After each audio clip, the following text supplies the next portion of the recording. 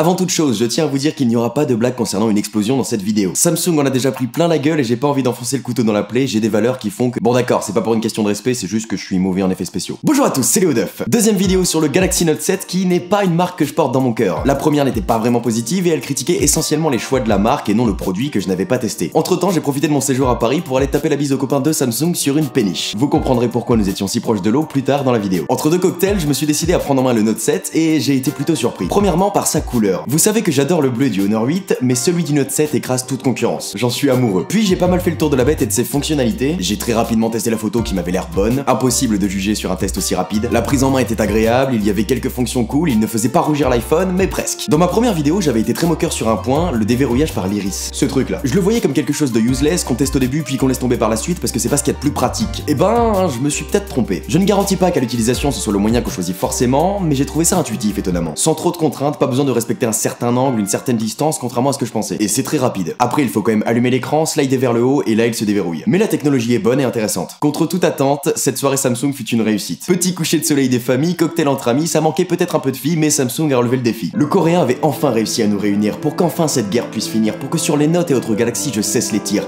Ils avaient réussi à m'adoucir, ils commençaient à jeter des billets en criant les haters vont maigrir. Et puis, boum. Si vous traînez un tant soit peu sur internet, vous êtes au courant que le Galaxy Note 7 qui avait le profil de l'enfant prodige s'est finalement révélé être une plaie. Tout a commencé avec des vidéos peu élogieuses sur YouTube où l'on déplorait la vitesse de ce dernier ainsi que sa solidité. Finalement, les tests de grands médias tels que The Verge ont attribué une excellente note à l'appareil. Mais c'était sans compter sur le vice caché du Note 7, les explosifs.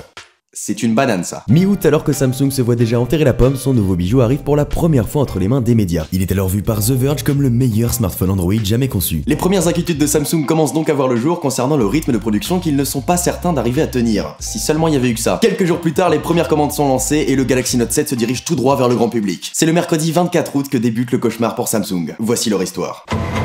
Un premier cas d'explosion est recensé et la photo fait le tour du web. Samsung rétorque en expliquant que c'est un cas isolé, un défaut de fabrication rare au niveau de la batterie. Sur le défaut de fabrication, ils ont vu juste, mais beaucoup moins sur la rareté de la chose. Les vidéos et photos de Note 7 explosées se sont multipliées et le 1er septembre, Samsung comptabilisait 35 cas. 35 putains de cas en une semaine. Il arrive qu'un ou plusieurs smartphones explosent. Ça peut venir de pas mal de choses, souvent dû à une mauvaise utilisation, comme un chargeur non officiel par exemple, mais ça peut aussi être la faute du constructeur. Vous êtes plusieurs à m'avoir envoyé la photo d'un iPhone 7 qui a brûlé. En effet, c'est indéniable, ça arrive. Mais je n'ai jamais vu un cas comme le Galaxy Note 7. Le coréen a alors décidé de mener l'enquête et a rappelé les 2,5 millions de modèles vendus. Un programme d'échange est finalement lancé fin septembre, programme qui selon une estimation coûterait 1,34 milliard de dollars. Aïe. Pendant ce temps, certaines mesures sont prises, comme une compagnie aérienne qui incite les utilisateurs à ne plus utiliser ce smartphone dans l'avion. Air France et bien d'autres ont finalement suivi les mêmes directives. Pire encore, la Commission américaine de protection des consommateurs les encourage à ne plus du tout utiliser l'appareil. Ça va très loin. S'ensuit une série de drames dignes d'un Destination Finale. Une chambre d'hôtel aurait brûlé, un garage également, ainsi qu'une Jeep qui aurait pris feu alors que le conducteur rechargeait son smartphone à l'intérieur. J'utilise le conditionnel car je fais attention avec ces informations et il est difficile de vérifier leur véracité. Le 10 septembre, c'est Samsung lui-même qui recommande de ne pas utiliser ou même charger l'appareil. 2 jours plus tard, ils chutent de 7% en bourse, il s'agit de leur plus grosse perte. La réputation de la firme est fortement ternie, mais leur gestion de cette période de crise est tout de même saluée. Tous les modèles ont été rappelés et fin septembre, de nouveaux Note 7 certifiés sécurisés sont envoyés à un certain nombre de clients. Il n'aura pas fallu longtemps pour que ces nouveaux modèles explosent à leur tour. Le 5 octobre, alors que son propriétaire se trouve dans un avion qui s'apprête à décoller, son Note 7 se met à dégager une épaisse fumée noire. Même chose quelques jours plus tard, mais cette fois dans un Burger King. Alors autant j'ai rien dit pour l'avion les gars, mais pas les burgers. Dans la foulée, AT&T et T-Mobile annoncent qu'ils ne commercialiseront plus le Note 7. Et il faudra attendre le lendemain pour que Samsung officialise l'arrêt total de sa production, le modèle ayant déjà assez terni l'image de la marque et son compte en banque. À ce jour, ils n'ont toujours pas trouvé d'où vient le problème, et c'est assez flippant. Il faut se rendre compte de la période de crise qu'est en train de vivre Samsung. Ici on ne parle pas du bad buzz d'un appareil parce qu'il est un peu lent, mais d'explosion. La machine brûle de l'intérieur, aléatoirement, sans qu'on sache pourquoi. Et une batterie qui explose, ça peut faire des dégâts. Heureusement, aucune de ces explosions n'a provoqué de blessures, du moins pas à ma connaissance, si ce n'est celle infligée à Samsung. Déjà sur un plan économique, entre les pertes, le double rappel ainsi que les dédommagements, on a une belle facture. La firme l'a estimée à environ 3 milliards de dollars. Mais la vraie fracture, c'est sur l'image du coréen. Cette affaire a fait un buzz monstrueux, que ce soit sur internet, à la télé, en radio, dans les journaux. Le monde entier est au courant que Samsung fait des smartphones qui explosent.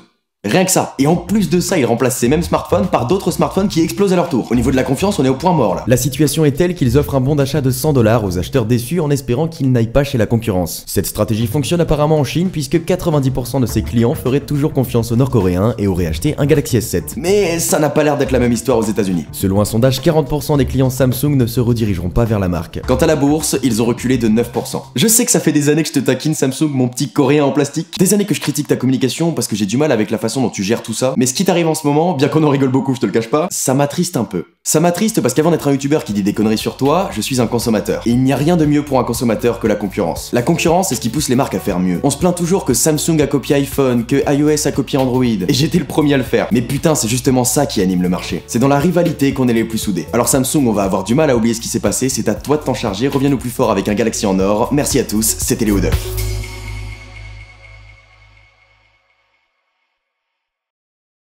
Heureusement pour la concurrence, on a le Google Pixel. Attends. Le Pixel vient d'être présenté par Google comme un nouveau smartphone haut de gamme qui vient directement se positionner face au Samsung et iPhone. Comme par hasard, alors que Samsung présente son nouveau Galaxy Note 7 qui fait l'unanimité auprès des testeurs, une explosion survient après les premières ventes, suivi d'autres explosions qui provoquent le rappel de tous les modèles. Samsung pense avoir trouvé le problème, renvoie les Note 7 avec du retard, mais ça ne suffit pas et les notes continuent d'exploser. Ils arrêtent la production et la vente car ils ne parviennent pas à trouver pourquoi elles explosent. Pourquoi Samsung n'arrive toujours pas à trouver d'où vient le problème? Peut-être parce qu'ils n'y ont pas accès. Et la seule chose qu'ils ne contrôlent pas, c'est Android, qui appartient à Google. Oh putain.